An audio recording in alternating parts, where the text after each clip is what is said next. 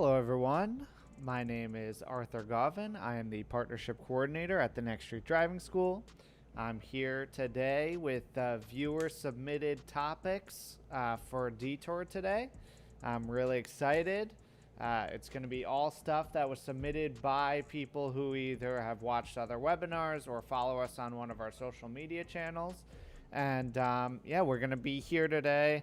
I'm going to be answering any questions that are live in chat, as well as going over as many of the viewer submitted questions as I can.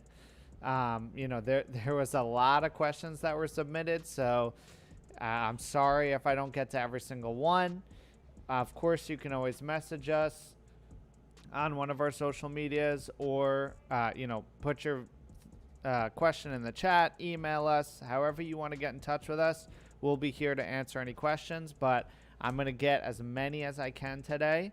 I have some music playing under me because it's just going to be me today, just kind of going through some things.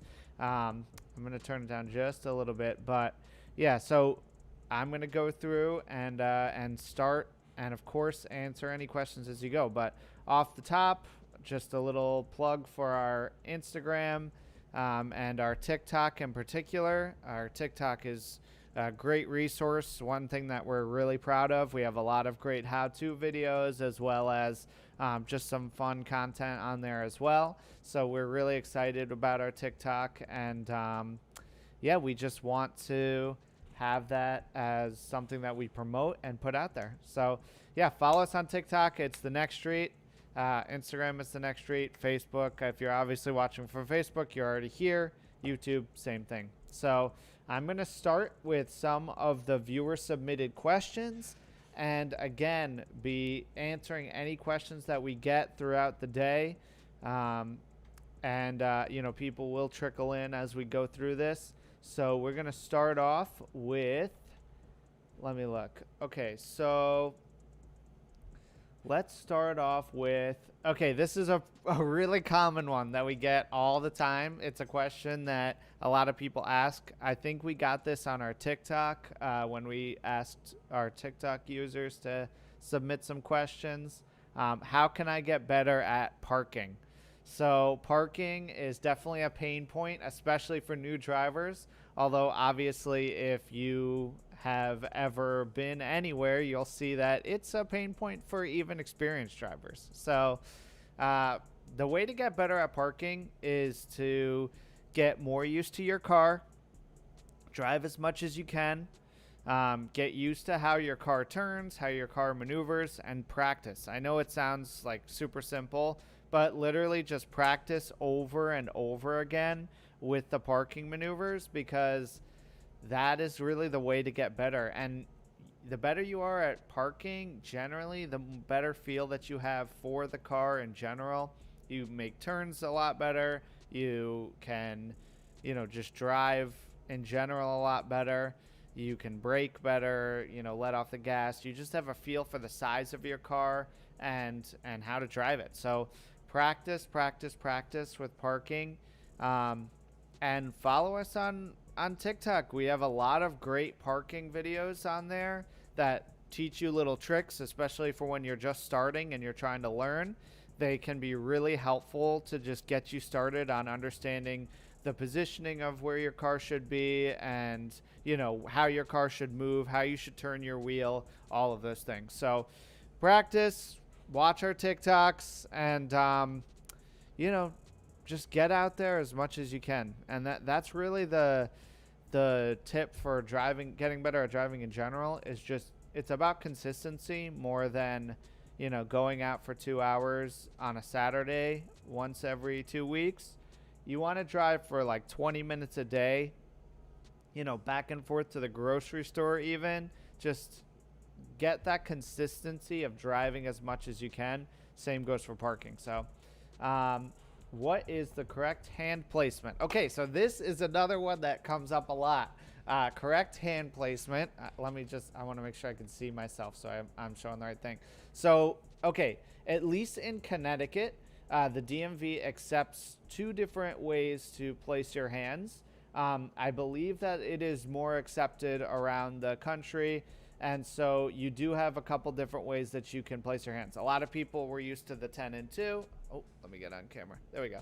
10 and 2. So that's a little bit higher, 10 and 2, 2 being, or this is the 10 for you. So 2 being on the right side and the 10 being on the left side.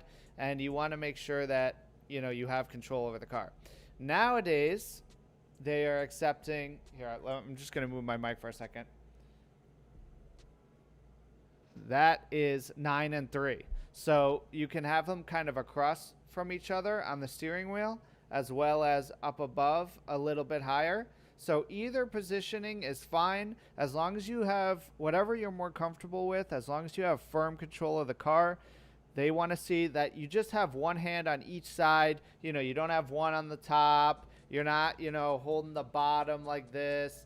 You have just firm grips on both sides of the steering wheel, whether it's at 10 and 2 or 9 and 3. At least in Connecticut, it's whatever your preference is, and I'm pretty sure around the country they are allowing the 9 and 3 a lot more. I find it safer than 9 and 3. I find I have more control at that. So, it's all about your preferences. So yeah, 9 and 3, 9 o'clock, 3 o'clock, or 10 and 2, either way. Okay, we got how to know if parallel parking allows people. Wait. Oh, okay. This was a good one. How do you know if a parking lot allows you to practice driving in it, with that, what's a good place to practice parking? So, parking lots that generally have a lot of space, there's maybe not that many people, are generally the best to practice in. So, you can't really know unless they specifically say, don't practice driving, no loitering, stuff like that. Then you can't practice. But usually the best places to practice parking are at supermarkets, maybe on the other side of the parking lot where not a lot of people are. And especially during the summer, go to schools. Go practice in the school parking lots. Those are public parking lots. That they're safe parking lots. And it's a good place, especially because chances are first place you're going to be driving is school. So you want to get used to driving in those parking lots and, understanding that is something that you're going to be doing. So school parking lots during the summer or not during school hours are really good. And grocery store parking lots are usually your best bet. Don't practice in any small parking lots, side parking lots, obviously private parking lots. Just try to do it in a public space that has a lot of room and you'll be safe in. How do you park on a hill? So we actually just made a video on this that's going to be up on our TikTok in the next week or so. So the way that you park on a hill, there's a couple little tricks to make sure that you're safely parking up against a hill. One of those is obviously you want to pull over to the side as best as you can, get as close to the curb as you feel, as you can. And then when you get on there, whether you're facing down or facing up, you want to make sure your parking brake is always up. Some people's parking brake is the handbrake on the side. Some people's parking brake is at their foot. Some people's parking brake is even a button that they push. So make sure your parking brake is down or is, engaged, whether you push it up or push it down. Make sure it's engaged. That way there's minimal movement when you get out of the car, and it'll make it so it's a lot more stable on the hill. Another trick is to face your tires towards the curb. So the reason why you do this, the reason why you face your tires towards the curb, and hopefully you have your tire touching the curb, the tire on your passenger side touching the curb. The reason why you do this is because if you were to roll, you would roll into the sidewalk rather than rolling either down or up the hill, or into the road, even worse. So, if you were to roll backwards, you would kind of spin around and go onto the sidewalk. If you were to roll down, it's the same thing. You would kind of turn onto the sidewalk. Hopefully the sidewalk slows down your car if it were to move at all. And, you know, if you were to maybe get rear-ended, it's just the safest way so that your car doesn't become, you know, really dangerous if it goes out into the road. Do I need to take my permit or do I need to have my permit to take classes? So in Connecticut, you do not need, or Massachusetts, you don't need your permit to start taking classes. You can take classes in the day you turn 16. You can start doing classes. We always recommend that you get your permit as soon as possible, but you know, you don't really technically need it to start the classes. So, you know, get your permit as soon as you turn 16. But you can start, if for whatever reason you can't, you can start the classes the day you turn 16 as well. So you don't technically need your permit to take classes. However, obviously when you do behind the wheel lessons, you'll need your permit to do those. How many gallons of gas does a car need? So this was another one we got from our TikTok. How many gallons of gas does a car need / how do you calculate miles per gallon? Okay, so you need your every car is different. Generally, you know, sedans usually have smaller tanks, anywhere between 10 to 13, 14 gallons. And then, you know, SUVs and trucks generally have larger tanks, 15 to 20 gallons usually.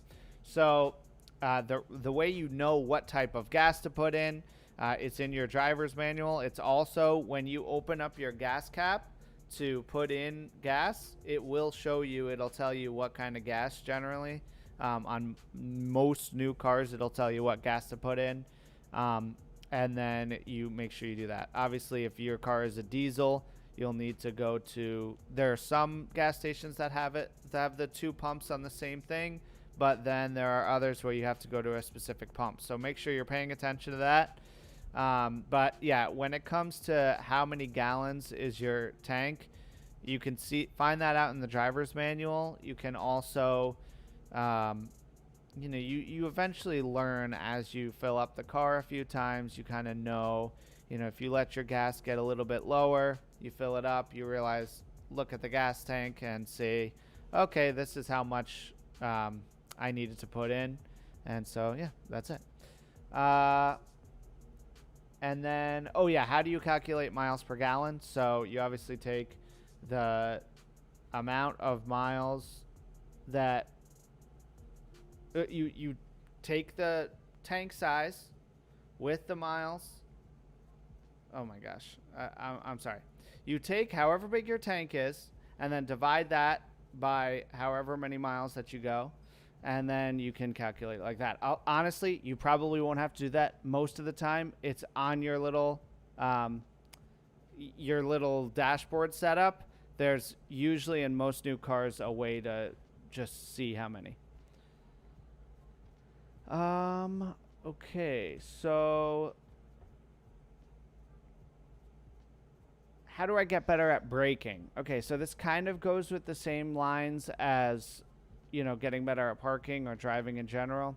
You have to practice. A lot of people will slam on their brakes, will be very touchy with their brakes when they first start driving. The biggest thing that I can say is that, you know, letting go of the accelerator is a huge thing that you can learn and use to your advantage. You know, you don't always have to slam on your brakes. Usually when you let go of your accelerator, if you're going the speed limit and you need to stop, then you should be able to just ease on the brake. So I don't know how many of you have watched SpongeBob. I know there's different age groups here, and it's funny, but a lot of kids that are teenagers now may not have even watched it, but there was a part where, you know, with the accelerator and the brake, it's about just kind of slowly easing onto it, just using your big toe as a kind of guide and never going fast enough where you feel like you need to slam on your brakes. You're always going the speed limit, and you know, getting better at braking is just about practicing, getting a feel for your car. Every car is a little different. You know, a lot of smaller cars have a lot more sensitive brakes, so make sure that you know, you're just getting used to your car. Okay, we got, what else we got? How to stay centered in your lane, lane placement. Okay, so there is a trick to this. Again, let me just make sure I'm showing you. Okay, so there's a trick. If you're driving and you're on the left side of the car, the driver's side, then if you look out your windshield, the white line of the side of the road should be centered in your windshield. So if this is your windshield, we'll say, right? Your white line should be to you where you're sitting. It should be in the center. And that's how you know that you're pretty centered in the lane. Another way to look is by using those mirrors and checking on both sides periodically to see if you're the same distance between the yellow line in the middle and the white line on the side. So again, this is another thing that you have to practice and get used to, but those are some little tricks. If you're sitting in the driver's seat, you should be able to see out your windshield that the white line is in the center of your windshield, and then always be checking your side mirrors to see your lane placement as well. I know that, you know, I'm a more experienced driver, but I check my side mirrors all the time. I'm constantly glancing at my side mirrors. So, you know, and my rear view mirror. So don't stop using that habit that you learn in driver's ed to check your mirrors periodically when you're driving. I probably check my mirrors once every 7 to 10 seconds. And that's not even an exaggeration. I'm always looking at my mirrors because you never know what's coming up behind you. I know that it's saved me a lot of times because people will do some, you know, kind of bonehead maneuvers that try to get around you. And if I wasn't looking at my mirrors, I would have never known that they were coming. So always be looking at your mirrors. It's going to help you with your lane placement and as well as using that trick. How to parallel park on the left side of a one-way. So this is a question that we've gotten a few times because we have a few parallel parking videos that explain how to do it on the right side. But on the left, it's very simple. It's the exact same steps as the right, except it's just on the left. So basically, you pull up to the car that you want to park next to. And again, the reason why you would parallel park on the left side is because it's a one-way and you can park on either side. So you would pull up to the car that you want to park behind. Yes, okay. You'd pull up to the car that you want to park behind, and then you would line your back up with their back, and then you would go back until your shoulder is lined up with the back of their car, and then you would turn your wheel all the way to the left, and then you would go back in, and then until obviously you're lined up with the back of them, and then you'd adjust in your spot. So if you know how to parallel park on the right side, it's the same thing. Again, check our TikTok videos, check our YouTube videos, and you'll get a lot of information there. And know that whatever it is on the right side, you can use the same method as the left side. Okay, so we get a lot of questions about, you know, how to manage your space, meaning like how far should I be away from other cars? How should I be driving on the road? You know, where should I be? All those types of things. So there's a really good thing that we teach in our driver's ed, and it's a space managing system, which is called C. So C is an acronym, and the S stands for search, the E stands for evaluate, and the other E stands for execute. So I'm just going to go over that really quickly. Search basically means scan the road for changing traffic situations. So meaning like, you know, you're driving along the road. You're paying attention to if you're on the highway, oh, there's some traffic coming up. I know that there's going to be people kind of swerving in and out of lanes because people like to kind of go around, so that you're paying attention to that. Or, you know, maybe it's getting to be less traffic, or maybe it's getting darker. Whatever it is, you know, you might be coming up to a busy intersection. So whatever it is, you want to make sure that you're paying attention and you're searching and scanning the road that's ahead of you. And if it's open, clear of any road users, closed, occupied by others. So that means, you know, if you have to get to the right lane, but there's a whole line of cars in the right lane, you have to account for that. If you have to move to the left lane, same deal. And then you want to make sure that you are always able to pay attention to what's ahead of you. You never want to be caught off guard by anything, so you're always scanning for the people ahead of you and the traffic situations ahead. And then the second part, evaluate. Which space can you turn or can you move to reduce risk? So this is something that you have to get used to if you want to be a good defensive driver, is making sure that you can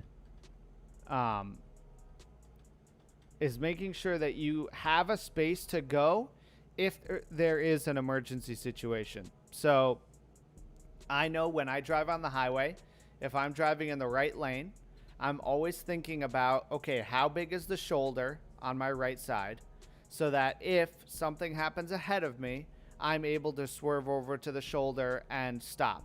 So if someone brakes really hard, if someone cuts me off, if someone, you know, if there's an accident ahead of me, how can I avoid it? Where can I go that's safe? And understanding and paying attention to those things could really save you in those situations. Now, there's some spots where there might not be a great place to pull over. So that's why going the speed limit and paying attention to the other cars around you could help you in those situations. So, for example, I know that I've been in traffic before where, you know, it's not dead stop traffic, it's just high congestion. And, you know, it's a 2-lane highway. There's not really much of a shoulder. And then someone tries to merge onto the highway and flies ahead of me, or the car in front of me brakes suddenly. And I'm always paying attention to my left side so that I know, can I swerve into that lane if I need to in case of an emergency. So that's what evaluating is just paying attention to where can I go if there's an emergency ahead of me. And you always want to pay attention to that.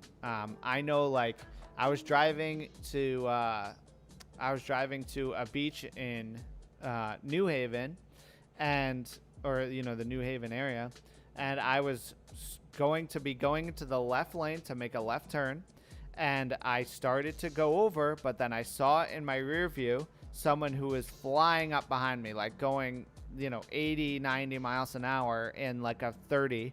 And so then I was paying attention to that. I saw them in my left side mirror trying to go around me using the turn lane to kind of swerve in front of me.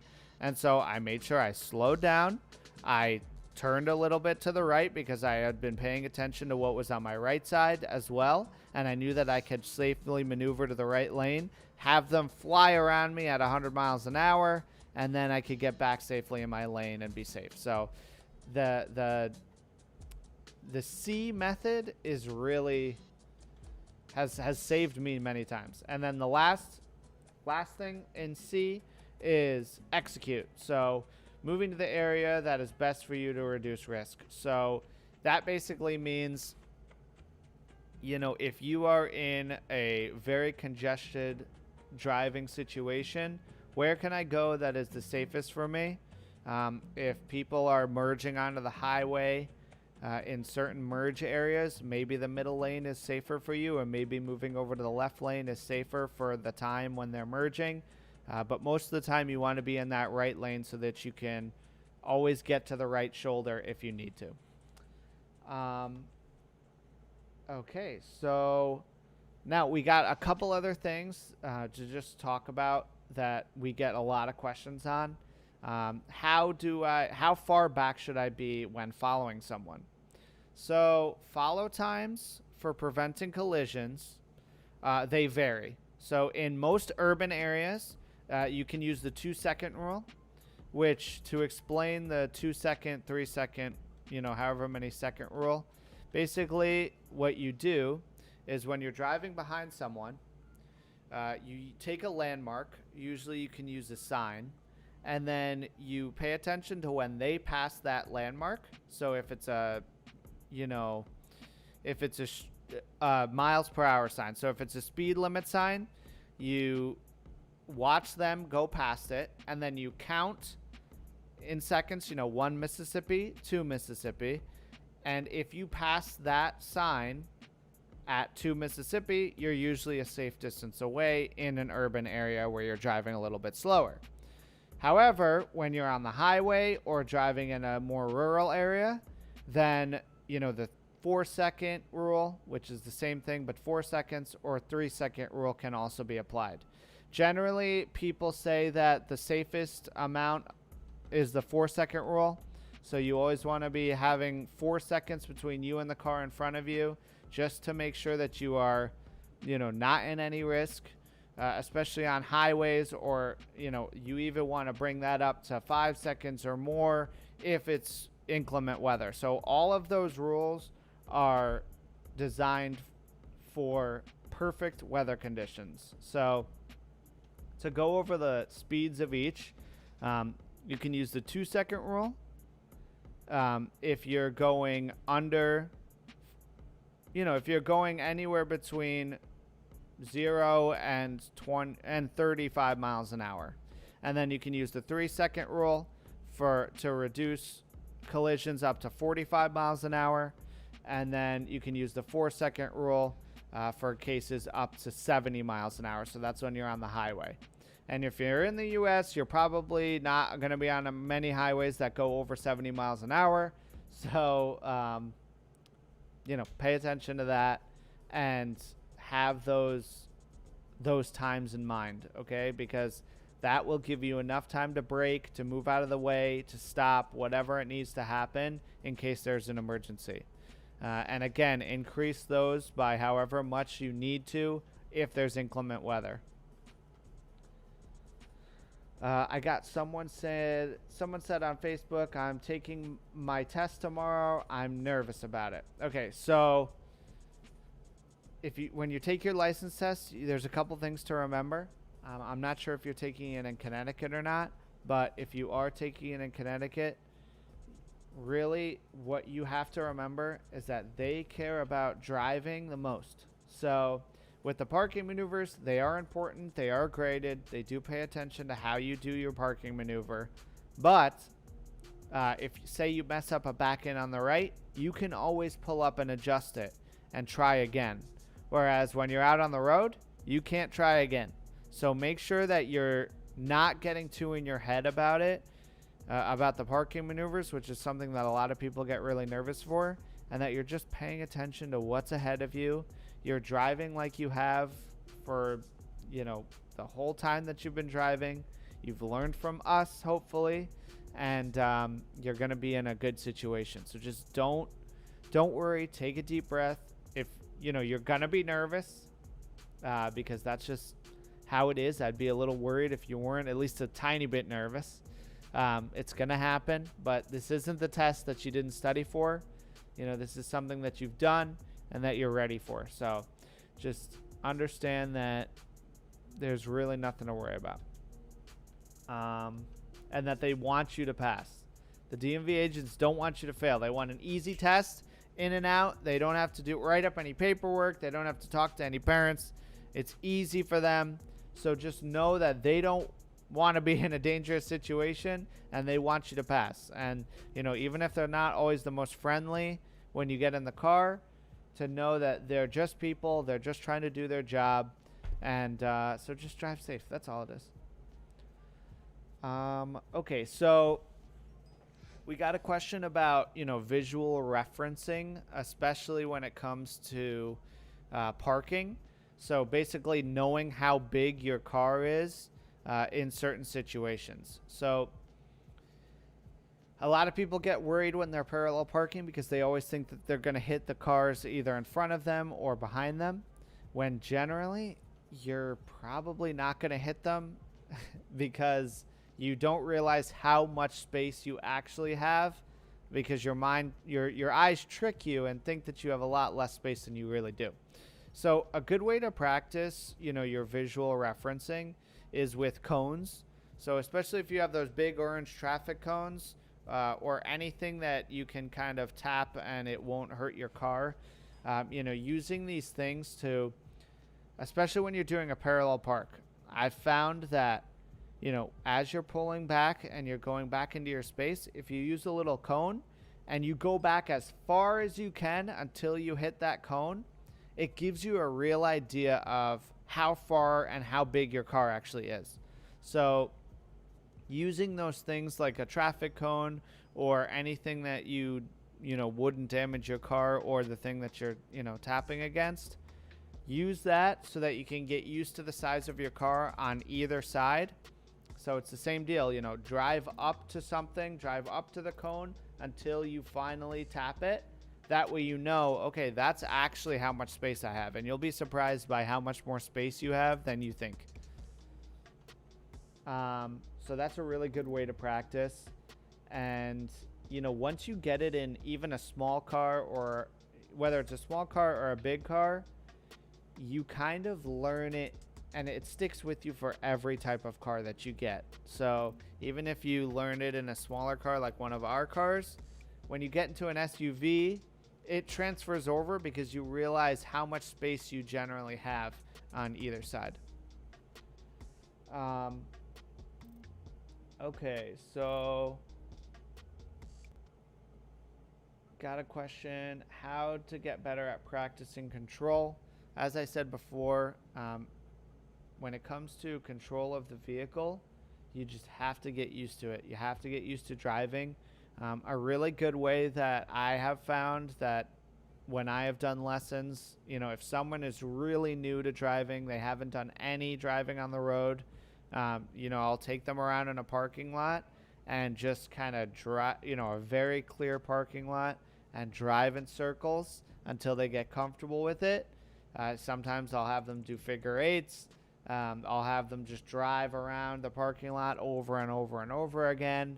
So get used to how fast. I know when I first learned how to drive, I literally barely put my foot on the gas, so I would just slightly let off the brake and slowly kind of roll through the parking lot. I learned at a Home Depot parking lot, so, I know that I just went around and around the Home Depot over and over again until I got comfortable enough where I could start using the gas, start going a little bit faster.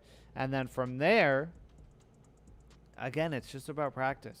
Consistent practice every day, or as many days of the week as you can, is usually the best way to do it. And then, yeah, so there's a couple other things. Let's see. So we did a couple weeks ago, we did a webinar that I had one of our best licensing guides with me to talk about some of the frequently asked questions for the website.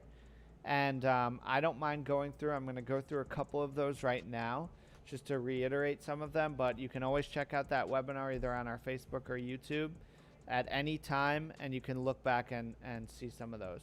So I also just put a poll up on our Facebook page. So if you're watching from Facebook, check out that poll and vote. And then for anyone on YouTube, what do you think the hardest parking maneuver is to do? Is it parallel parking, backing in on the right, or any maneuver for that matter, a 3-point turn, back in on the left? So I just would love to hear from everyone about that. Let's see. Okay, so we have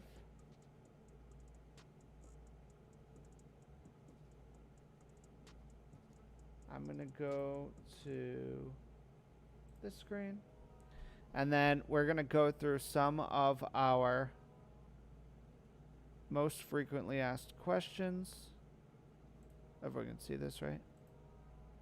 Okay, great. When it comes to actually enrolling. So this is our website, thenextstreet.com. when it comes to enrolling into our classes, you would click the Enroll tab up here. Our website's very intuitive, so it really isn't too crazy with navigating it. We even have a phone number prominently placed on our website, so if you do have questions, you can call. But if you want to enroll online, you'd click on Enroll and then go to Enroll Online. You would put in your zip code. You would put in, however much the radius you would want to go for lessons and such. And then you would put in your birthday. So mine's February 5th. And we'll say 2005 sounds good. So after I click view locations, it's going to pop up with a bunch of these locations that are right near me. We have Stanford High School, Stanford the next street, West Hill High School, Greenwich, Brian McMahon High School, Norwalk High School, and our Norwalk location. So I'm really close. I live like 5 minutes from the Stanford High School, so I'm going to go into here, and then I'm going to go to then you click the package that best suits you. So a couple of the differences with the packages: the full course is 30 hours of in-classroom training and 8 hours of behind-the-wheel lessons. If you do the full course, you only have to wait 4 months from when you get your permit to when you can get your license. And you also generally get insurance discounts after you finish the course. So it usually helps, especially because car insurance, when you take your, when you first start getting going, is a lot of money. So that always really helps. Also, getting the lessons is really helpful too. And then you could do the 8-hour course, which is just the state minimum. There's no driving lessons included. It's just 8 hours of classroom training, and you just get that done. So if I select one of those, it's going to bring me to a payment method, and then I would put in my payment information and pay from there. Couple other things. So we have a lot of resources on this website.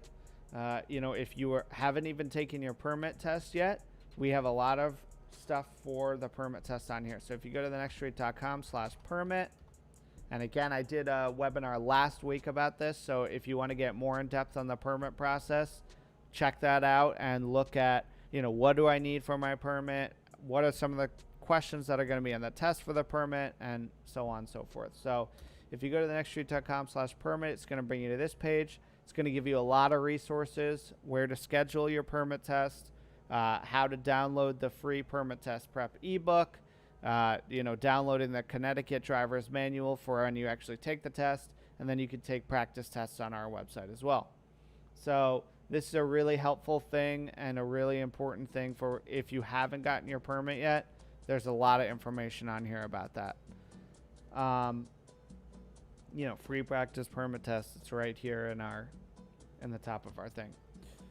And then we also have this really helpful frequently asked questions, which, I already have this stuff, so I'm going to submit this. Oops. Oh yeah, so it has a bunch of keywords, which are, cancellations, payments, paperwork, classes, age requirements, all those things. So you don't always have to call. You can sometimes just go to this frequently asked questions and get it asked pretty easily. So we have everything on here that you could think of. And if we don't, then you can call us, then you can email us, then you can, message us on one of our social media platforms. But we have a lot of information on here that is all about the driver's ed process. As you can see, there's pages and pages of it. So check here first if you have a question. That way you just don't even have to deal with one of us. And then, even though it is great to deal with with the customer service that we have at the Next Street, I know a lot of them personally, and so they are great. But not everyone loves to make a phone call. So just go here, get your questions answered. And that's pretty much it with the website that I'm going to go over here. Let me bring this back to this. Yeah, that's pretty much it when it comes to the website. We have a couple of other things. Oops. we have a couple of other things that we can go over as well. If we have any questions, all questions are welcome. I know that we had a lot coming in, so you might have already had your question answered. But a couple of other things, we have, really good stuff like you can test at the next street. So you can actually take your license test at one of our locations and use one of our cars, which is a really awesome service. That way you don't have to go to the DMV, which is always really nice and something that, you want to try to avoid at all costs. So, you can always test with us at one of our locations, and that way, you can just get it done, use our car. A DMV agent comes out to us. You deal with one of our, we have an employee. I actually started in this position, but it's a testing host. So they greet you when you come in. They make sure they have all your paperwork in order. They kind of calm you down. They answer any last minute questions. It's a really nice environment to take your test because a lot of people get super nervous. And, it's a lot better to just have someone who's a lot more calm. And, it's not the hectic DMV environment. So you can test at our location. You obviously take classes online virtually. You do your lessons in person. We're at one of our locations or one of the pickup and drop off locations that we have. And that's pretty much it. So I don't see a ton of questions right now. So I think I'm going to wrap it up. I have a couple of more things to plug. Again, I'm going to plug all of our social media platforms. It's at the Next Street on TikTok, Facebook, Instagram, Twitter, YouTube, anywhere that you can think of. We have a page on there, and we have some content on there, and we have some really helpful things for new drivers especially, but even for some experienced drivers. I know that I did a video the other day about how to change a tire, and I taught one of the people who was helping film the video, or who was filming the video, and she didn't know how to change a tire, so now she knows. So even people who work here, you learn things by even if you're an experienced driver, you can learn a lot from those videos. So check those out. And then our YouTube, we do webinars every single week. I'm going to be back next week with Tanya Bird, who's an insurance representative at Smith Brothers Insurance in Connecticut. We are partnered with them, and she's going to go through everything you need to know about insuring a new teen driver. So really excited for that. And then we have webinars for the past few months. You can go back and check out any one of those. They're all really helpful and can talk about a topic. And I think this one was really good to just kind of do a big kind of bunch of different topics to talk about. And I hope that we answered your questions. If not, don't be nervous to message us on one of our social media platforms, and we'd be happy to answer. We do have one question on our YouTube. I already have my permit, and it's been 2 years. Can I still do behind the wheel driver's ed, or behind the wheel without driver's ed? So you need to do driver's ed, even if it's just the 8-hour course or the minimum course. You have to do that in order to test. And then the behind the wheel is up to you. So you can do the full program if you want. If you want to just do the 8-hour program, then you can add a couple of lessons on to just make sure that you're good for the test. But yeah, you do need to take those classroom hours in order to test. All right, I think that's going to do it. Like I said, I'm going to be back next week with Tanya Bird. We're going to go over everything there. And if we didn't answer any of your questions today, message us on any of our social media platforms, or give us a call. Send us an email, info@thenextstreet.com, and we'd be happy to answer. So thank you for everyone who is watching, and have a great day.